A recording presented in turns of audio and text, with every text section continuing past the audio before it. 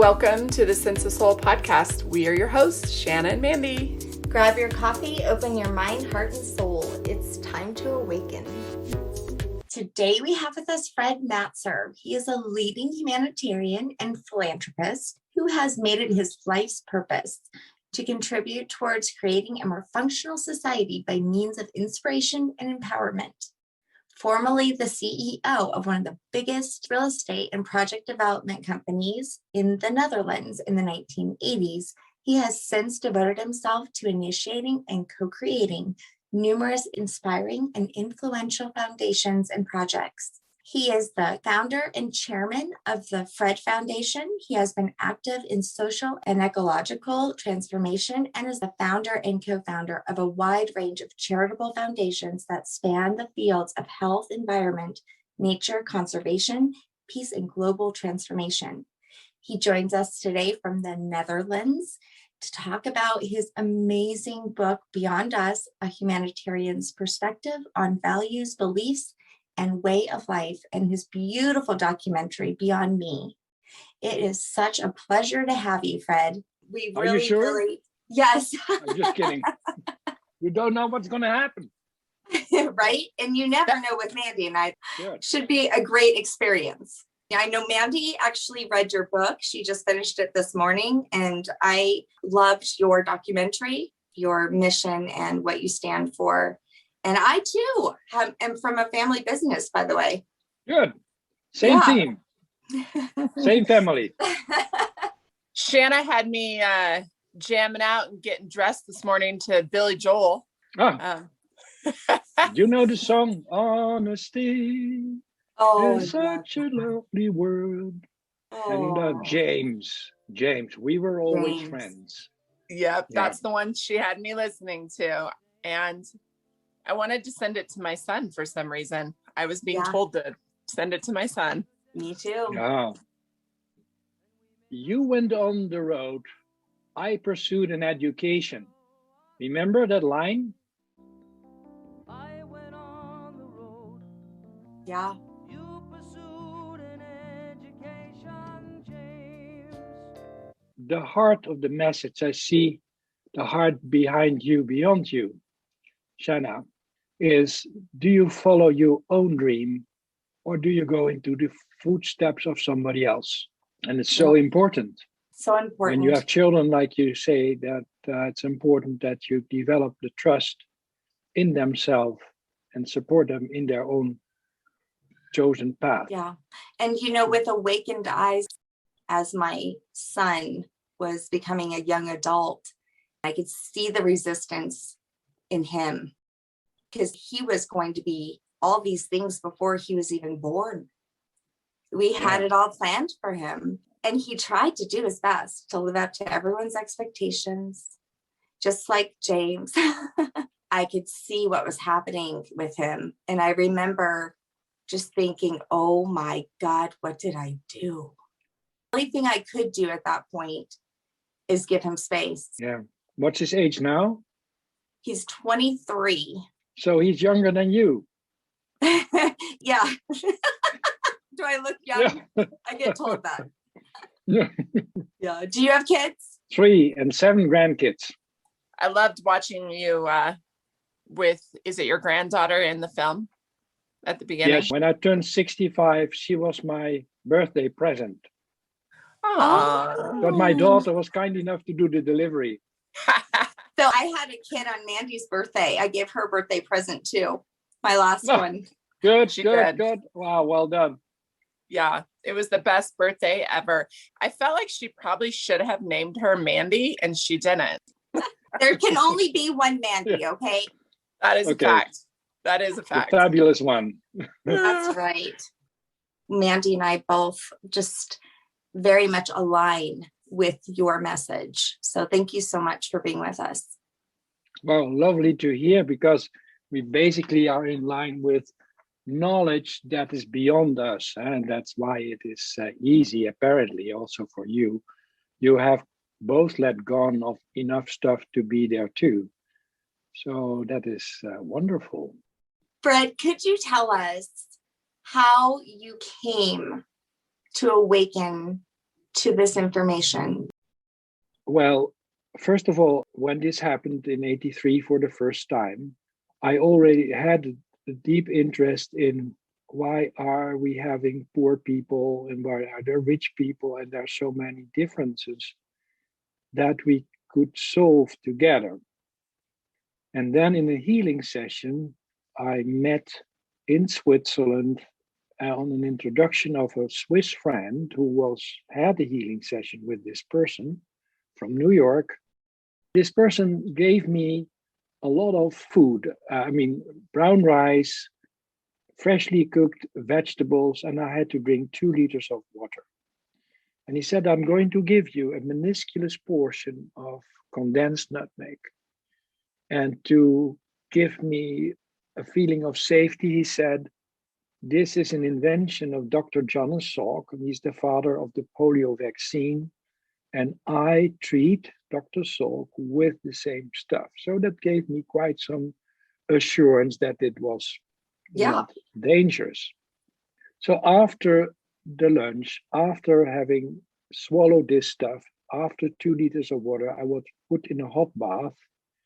And then they put me on the floor and I got a profound massage from them. And at the same time, We Are the World, the song of, what was it?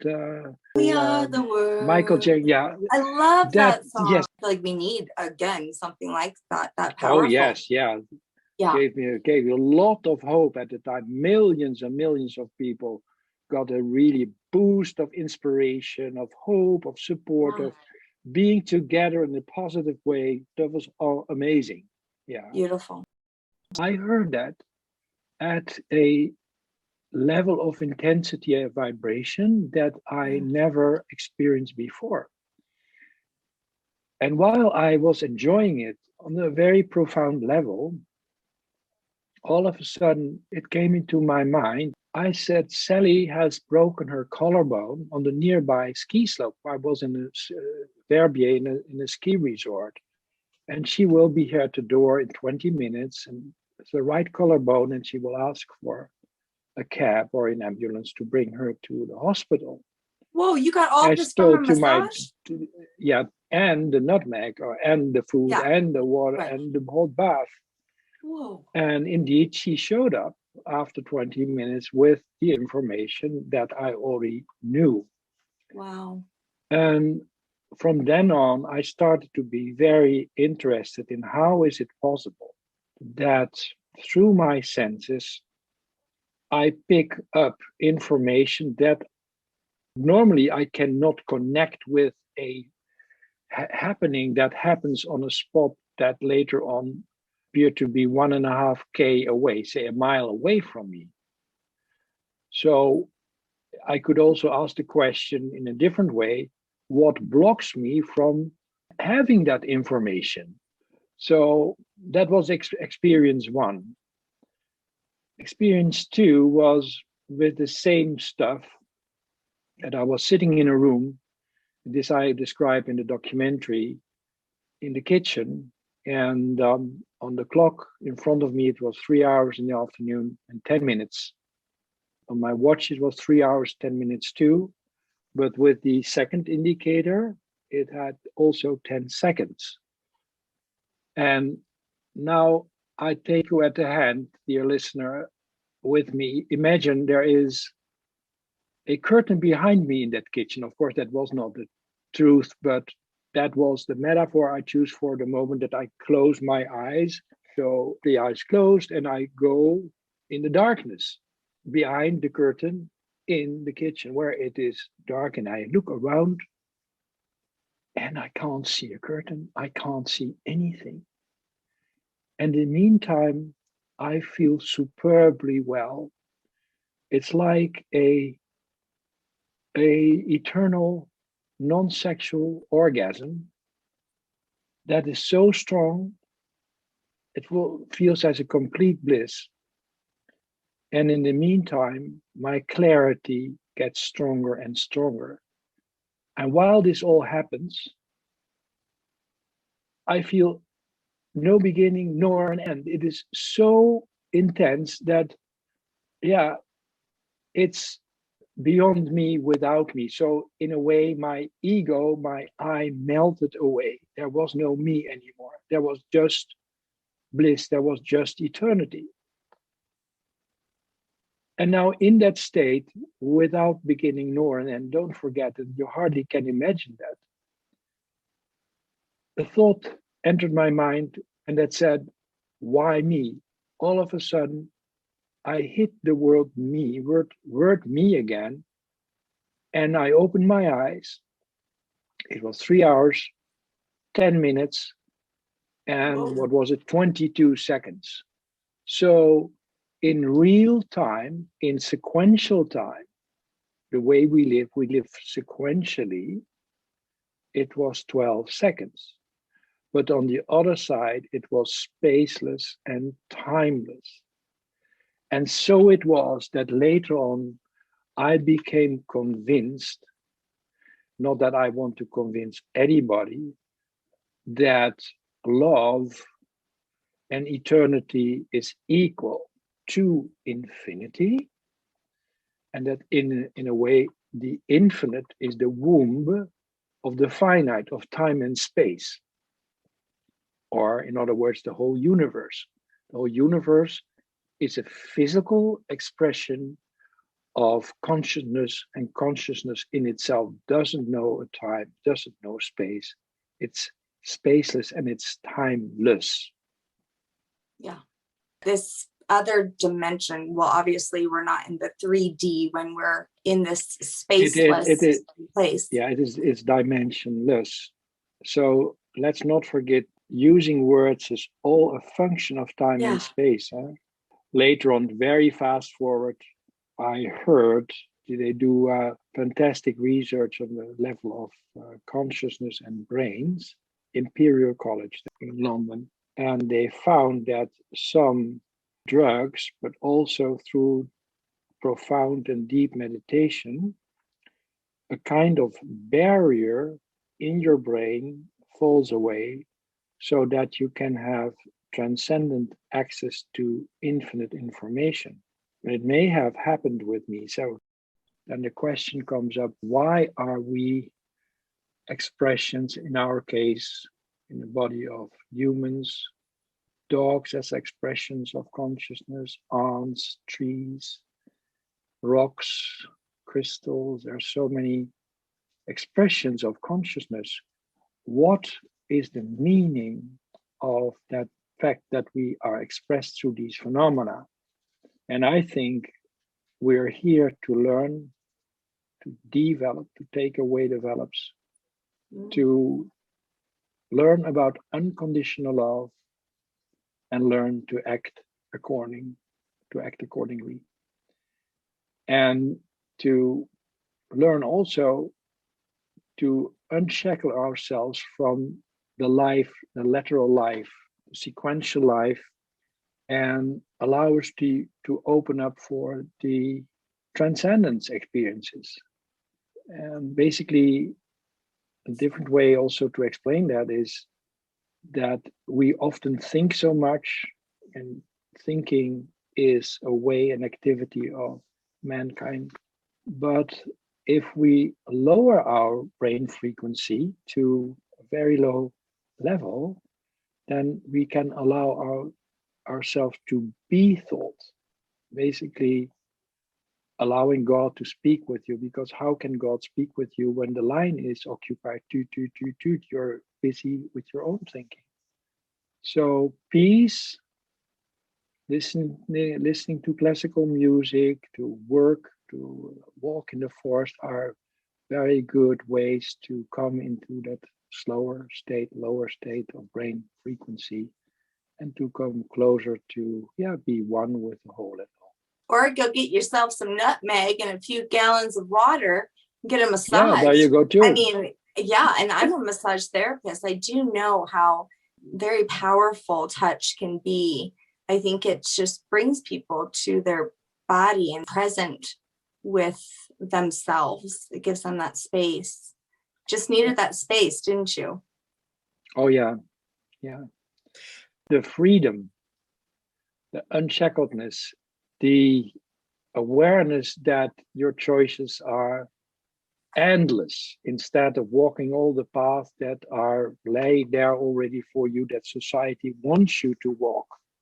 It's amazing. And indeed, for me, massages do a lot of good to quiet down, and you become aware after the massage or already in the massage how much stress I've built up, while you're not even aware. But going the massage, it de-stresses and you relax enormously. Not only the body, but also your mind gets and your heart gets the space. I find it fascinating that I felt like I was reading exactly what I experienced as well in my near-death experience. I was on life support in a coma, so I was at a low level of brain activity. So that makes a lot of sense. Well, and your metaphors and your words were beautiful, because it is a very hard thing to bring vocabulary to even give it justice. 3 days ago, I was just sitting in a bath for an hour and listening to my favorite music. And I allowed myself to let go and feel the vibration of a voice or a violin, and just to float into that vibration. As you know, all forms of matter, going from subtle matter to dense matter, it is a different way of saying it's a frequency. And a frequency, the source of frequency, is the infinite. Now, having said that, music is frequency. So when Bach or Mozart, they hear or they become aware of certain harmonies that express themselves literally. So they hear it, so to say, from the infinite. So the infinite has chosen Bach with the antenna out at a good time to listen in. And it reaches Bach at a time that there already is a way to write tones down with music. Imagine that it would have happened 7,000 years ago, and that you could not script music. So isn't it amazing that it hits Bach, that the tools to give the symbols of the tones to describe it is amazing. So then for a moment it's frozen because it's on paper, and then people have the training to read what's on that paper, and they have instruments that all are calibrated and able to reflect that what was once in the ears or in the mind of Bach. And then we have the orchestra playing those instruments. We have the conductor understanding and feeling what has been written. And then we have the audience that feels the music, and they can determine themselves if they allow themselves to be lifted back into eternity where it comes from, or that they're too busy to think of other things and just listen to the music. I once had an experience that I talked about this in a big concert hall in Amsterdam a long time ago, and it was Sunday afternoon, 4 o'clock. We went with the family to a music performance, classical music performance. You said hello to everybody. Oh, are you here too? How's your family doing? Blah, blah, blah, blah. Slowly the musicians come in and it gets more silent and more silent. And slowly the music starts to play. First, I listen to the music. I quiet down, and then the music comes into me and I become the music. I'm one.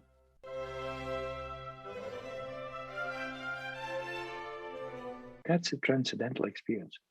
And then I thought, tomorrow, what's on my agenda? And then all of a sudden, I was sitting in the concert hall and I was listening to the music. Yeah. It's amazing, isn't it? I mean, it even goes back to indigenous tribes and their drumming and shaking. Oh yeah, There's something about the vibration of music in different forms. I mean, even like we just spoke about Michael Jackson and We Are the World and John Lennon and, Imagine. And because we've become such a material, wordy kind of people, those words were very powerful. They had a lot of energy behind them with the music. However, you talk a lot about in your documentary and in your book that, we've really allowed language to define us to a point where we're no longer able to connect because we have too much words in our heads. Yeah. Yeah, I start to think about it in several ways. First of all, when I got grandchildren, and you can easily associate with it, you look into the child's eyes, the baby's eyes, you feel connected. Something melts in me then, and I am just connected with love, with innocence, and it's so beautiful.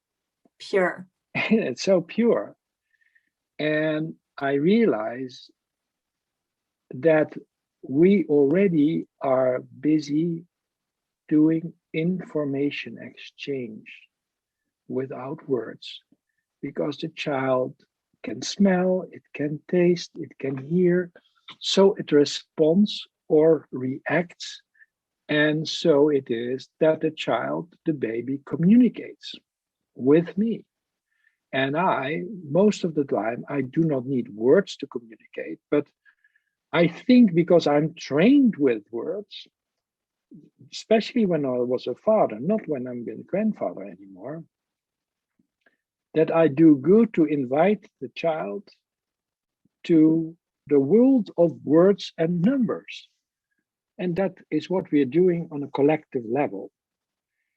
And in a way that it is good. So before, the child only referred to the apple with a taste and a smell and a texture feel, but now it also has a word, APPLE.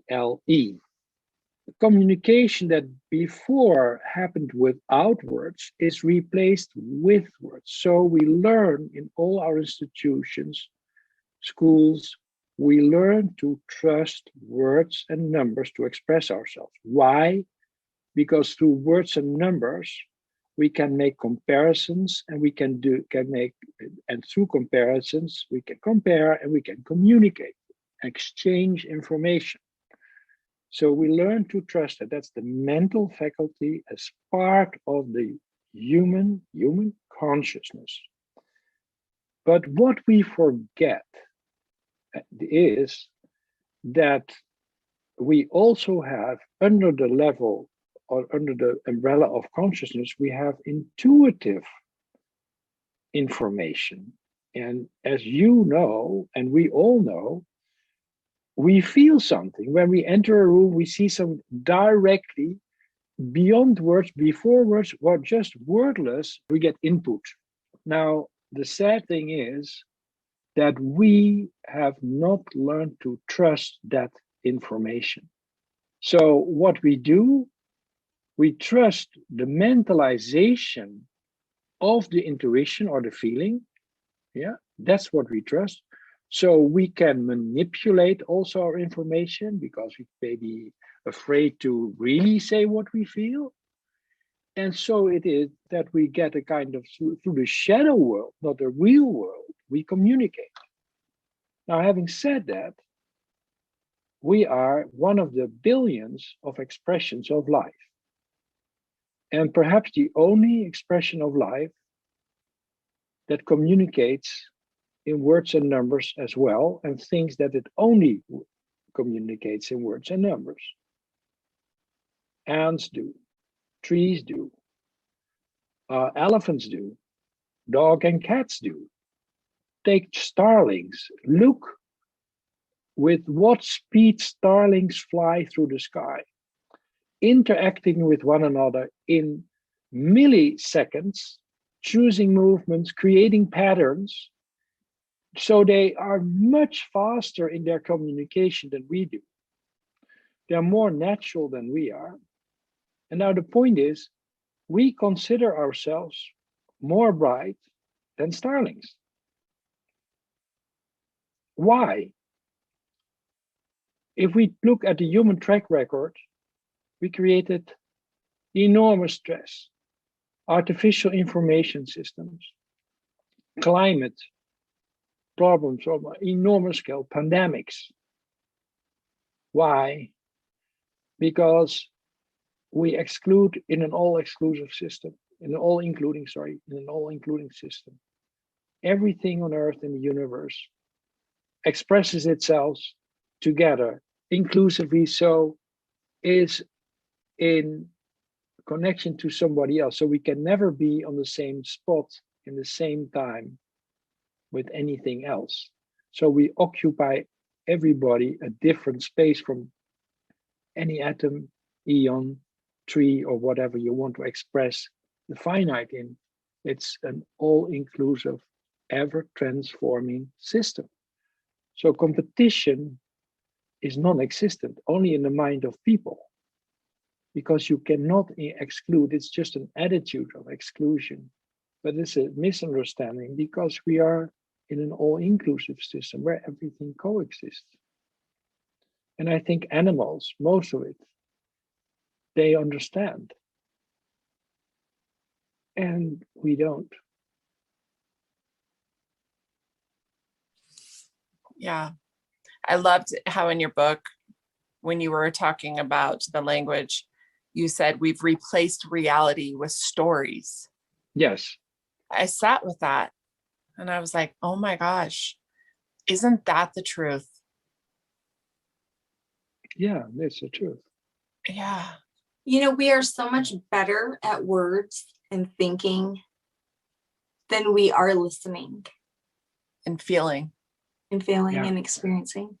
It's so much harder to listen and experience and feel than it is just to think and, you know, fill your mind up with all kinds of nonsense and stories. Yeah, true. And in the meantime, if we go on a little bit about the stories, but a well-told story can generate profound feelings because your mind associates with the feeling to so often happenings in the past that evoke feelings or even emotions. In that sense, as a catalyst, the story has a meaning. Yes. And you talk about the vulnerability, how important it is to be vulnerable. So when I had the infinite experiences, the question I asked myself was, by the grace of what phenomena does the finite exist? So remember again, the infinite is unified something nothingness. So there's no duality.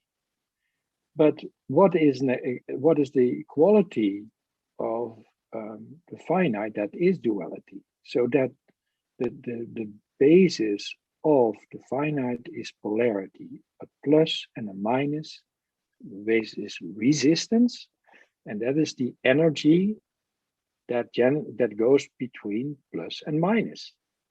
So that is the leading principle by the grace of which the finite time-space exists. So what is that polarity? How does it express itself? Giving, receiving.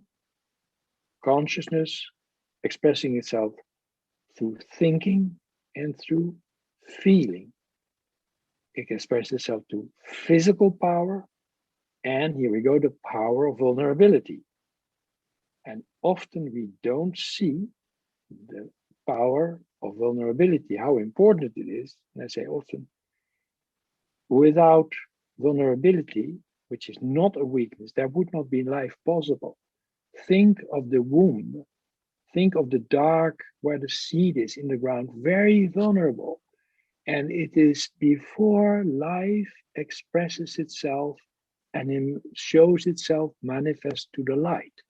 And even when it is expressed to the light, the children, the flowers, the trees, the small animals, we have to carefully take care of them, because through the stage of vulnerability, we cannot become who we are. And even now, I'm still vulnerable, and which is okay, it's a quality. Sadly, we see that often we do bad things. We destroy, we see it as a weakness, and we destroy vulnerability. We destroy life. In our country, each day we kill 13 million animals a day with 70 million people to eat them.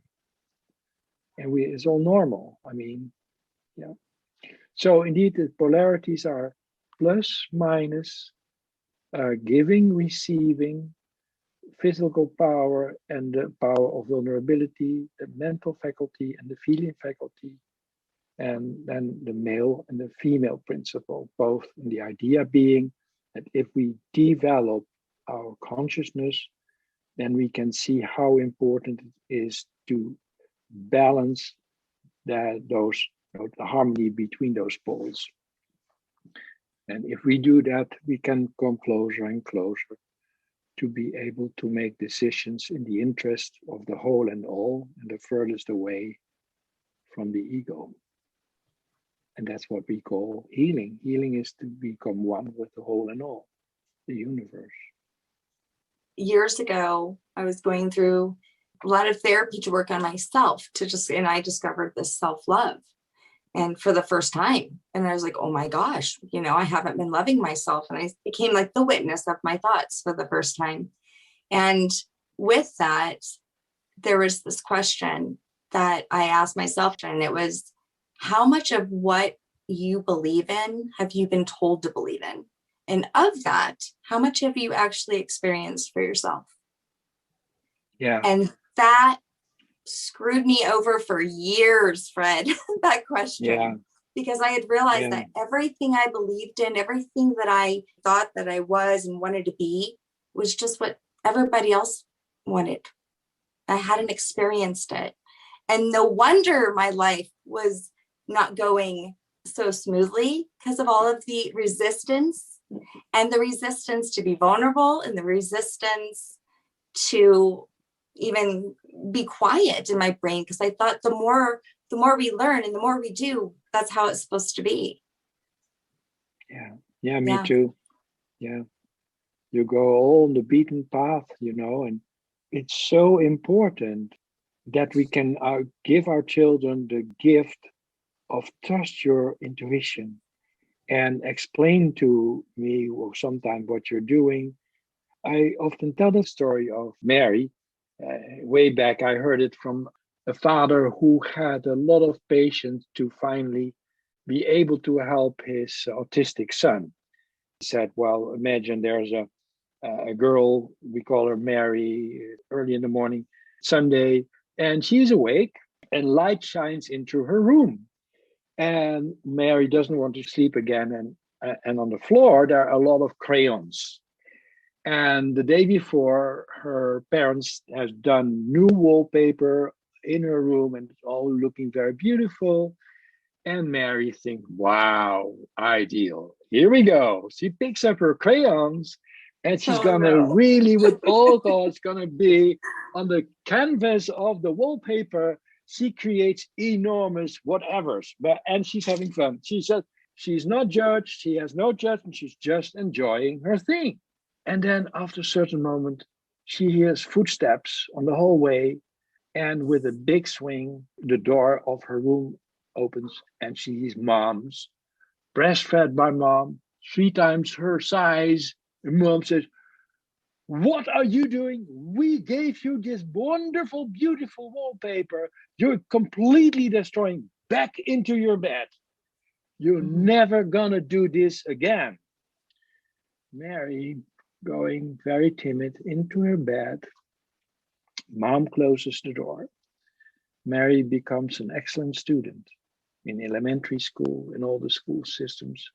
She gets a doctorate, is a highly performing person.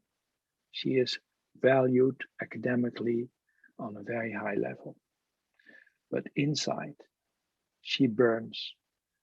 She is too afraid to go into her feelings. Her feelings are aborted or never opened. And she's a very unhappy person. And she has success in the eyes of others because she is applauded for what she's doing. So I thought this was the most impressive story because this was, in a way, my story for a big part. Because I had to go, I was never asked, I never got the question what I wanted to do. My father was ill and I had to succeed him in his business. There was no way to, as a point to discuss this, that happened in the 60s, this was done these days. The other approach that the mom of Mary could have done was, okay, opening the door, and this is what this Mr. Hoffman or so tells, say, Mary, what a lovely job. I see you created a beautiful, beautiful painting here. But, and you know what we're going to do tomorrow? We're going to buy you a sketchbook. We go to the shop and we go in, and next time you put all your lovely drawings in that sketchbook. So, yeah, that was the most impressive story. And then an authentic one. My friend is Jane Goodall, the lady, the chimpanzees and nature conservation and so much else. She's deep in her 80s now, and she tells the story that when she was young in Bournemouth, if she was 3, 4, 5 years old, I don't know, but she lived with her mom on the Birches. That's the name of the house where she still lives. And she was always very curious, where do those eggs come from? So there was a hen house. And so early in the morning again, she goes out and goes and sit into that hen house to watch. And finally she finds out where those eggs come from. And then she re-enters the house, and her mom was quite concerned what's going on with Jane. And indeed, Jane's mom had the wisdom to say, well, Jane, what a courage and great that you have the capacity to be an adventurer, to do research, and great. And I'm very happy for you that you found out. But I was quite concerned. So next time, please give me a little warning before you do these things. Yeah. I have met her mom. I knew Van. I know her. Yeah, she was an amazing, allowing woman. And she indeed guided Jane on her first trip to Tanzania in the early 60s. He went with her to give her trust. She was a very wise woman, a very trusting, loving. I love how you described her. An amazing, allowing mom. Yeah. I love that. Because as a mom, I'll be honest with you, I had some mom guilt and shame when I read that story in the book, because my daughter and actually, I think it was Shanna's daughter were together, and they drew pictures all over the side of my daughter's dresser with permanent marker. And I was not happy. I'm like, I didn't even really ask them like what it was. And it's still there. I'm going to go and look at it now and take a picture of it. It reminds me of another story. This is funny. I feel like I should share it. So my brother-in-law was young. He was like 7 or 8 years old. And he took a rock and he carved into my mother-in-law's car, "I love mom," on the side of her car. And she was pissed at first because obviously the huge scratches in her car. But then she said she sat there and thought, I can't get mad at him. That is like the cutest thing ever. Well, the irony of the story is she had that car all the way until he turned 16 and the car ended up being his. Oh, wow. Good story. Great. Yes, that is the best. I was reading in your book, you say our minds are aimed to serve our hearts. Yeah, that's true. How is that? If we use the mental faculty without the heart, we can take decisions that are like unguided missiles and hit somewhere and can create enormous chaos and sadness. Say, if we equal consciousness with heart, it's important before we take a decision to take a few breaths and allow the speed of the mental faculty to be rested in the calmness of the heart and filtered through the heart, so that we know that the decisions that we make are as much as possible in the interest of the whole and all. Alas, our society is not based, not founded on these principles anymore. Sometimes, as a mental exercise, we go to a church, and there's sometimes a priest or whatever that talks about it, and you feel sometimes that the person that talks has not internalized it, him or herself. So it becomes a mental exchange, and it will not easily root in that heart. It's a challenge in a human society, an anthropocentric society that is every day more stressful, to go to the oasis of silence, to go to the silent spots, to go to the silent times, because it is not valued. It doesn't have a price. It's priceless. But who still values pricelessness? The reason I felt like I needed to ask that was for selfish reasons. I have had this idea that my mind is my enemy. And when I read that you talk about this, it made me realize that it's a partnership, that my mind is there to support my heart. When your mind goes solo, it becomes its own misunderstanding. Our mind and our body are really truly nothing more than filters for our soul, tools. Oh, yeah, true. You also talk about with that how gratitude and offering compassion, like to those thoughts, loving those thoughts that come through and allowing them, and then just seeing them on their way. In its deepest essence, life has been given to us through the womb, physically, of a woman. But beyond the womb, there is the infinite love of God. So when we receive life, aware of life, we can receive it, which is a present. That is the presence of the present. Yeah. So if you have been given a present, what do? You express your gratitude. So it's at the very first moment that you become aware, whenever, and you go back to that moment of which we know nobody remembers, but we know we were born one day. You can thank for all the qualities that a body does. It has a heart, it has a brain, it has hands, it has a nervous system, and blood. You got a whole package for free, and you can now dance, and you get comrades around you, you and many together, your family or whatever, you can dance with it.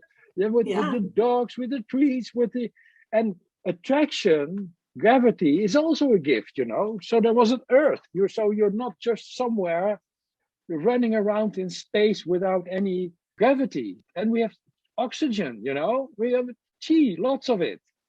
Anyway, so that's the way I would describe why I became grateful on the deepest level.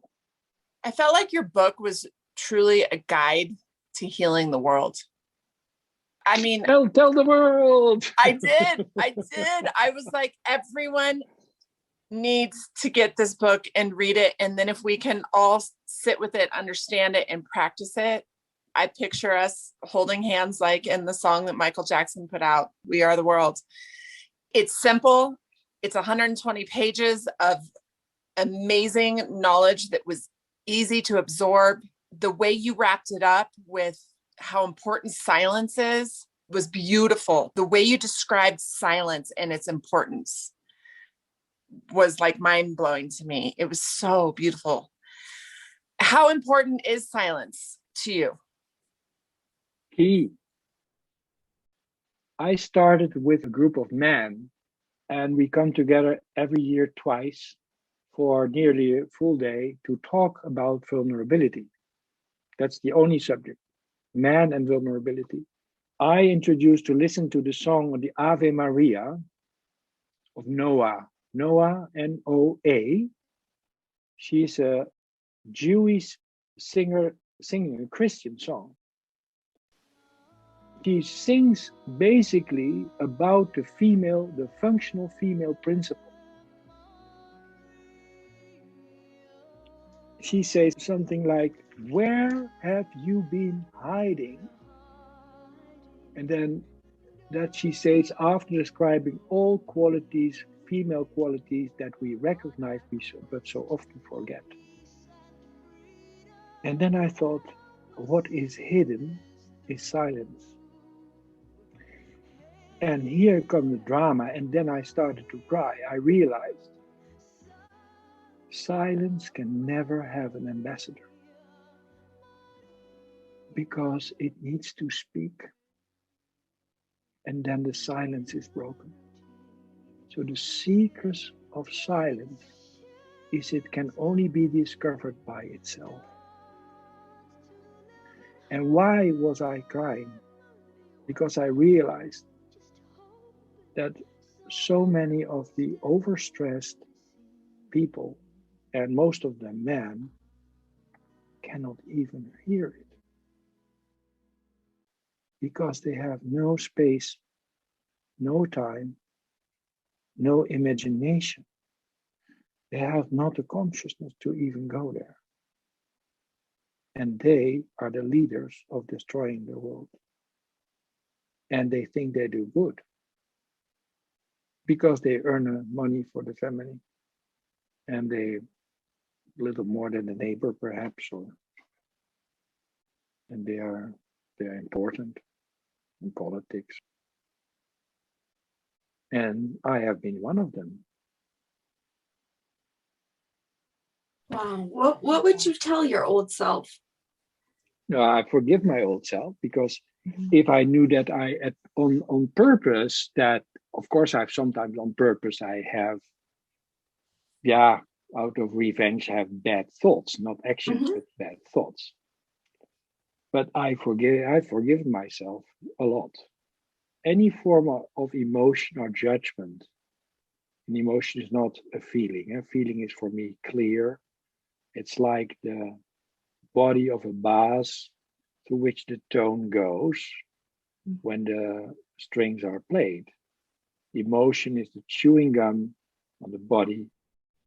If we pay attention to what our emotions, where the emotions come from, or the judgment, so paying attention, we bring light, and bring eternal light on it, it melts. And we can see what the cause is. And if we understand the cause, we can forgive ourselves or others and go on. But if we look away from the problem, keep on looking away, the problem grows, gets bigger, and sometimes we can be infected with it. A lot of the message I got from you was about words.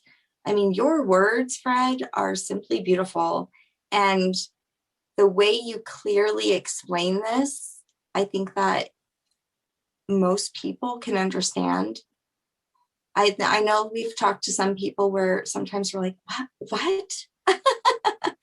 But you do. You have a beautiful gift of using your words to be able to express your experience and your vulnerability in your story. It's very clear and beautiful. Thank you very much. Thank you both. I want to say how much I loved it too, because I can feel that we are in the same frequency. So yes, I sometimes have the words. We all have the feelings. We share, and you express both yourself in a vulnerable way, beautiful. I mean, so very functional, very beautiful. Yeah, it's a great experience. So you're welcome to go and visit me whenever you want. And if I'm back in the Rocky Mountains, I'll come and see you. if that's okay. Please, absolutely. Where can our listeners pick up your book? How can they find out more? Well, first of all, I wanted to mention Essentia Foundation, because that is the most important foundation, because basically it's there to research with the top of scientists in the world to make clear to the top of science in the world as well that materialism is not the right philosophy. And with the power of proof in the language of the scientists, we hope within the next 20 to 40 years to get mainstream thinking, not materialism, but idealism or non-dualism. And we have an enormous already quality level of people on board, philosophers, quantum physicists, astronomers, anything that are already on board. And the idea is not to try to convince people, but to provide information that in itself is convincing, so that those that listen to it or read it feel the freedom to allow that information in. Am I clear?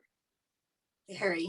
So that is part of the attitude of non-dualism, to try not to convince, because that has as background that there's always a battle, a discussion or a debate, while the dialogue respects both participants and can just, in a dialogue, you can share different points of view without needing to be on the same line.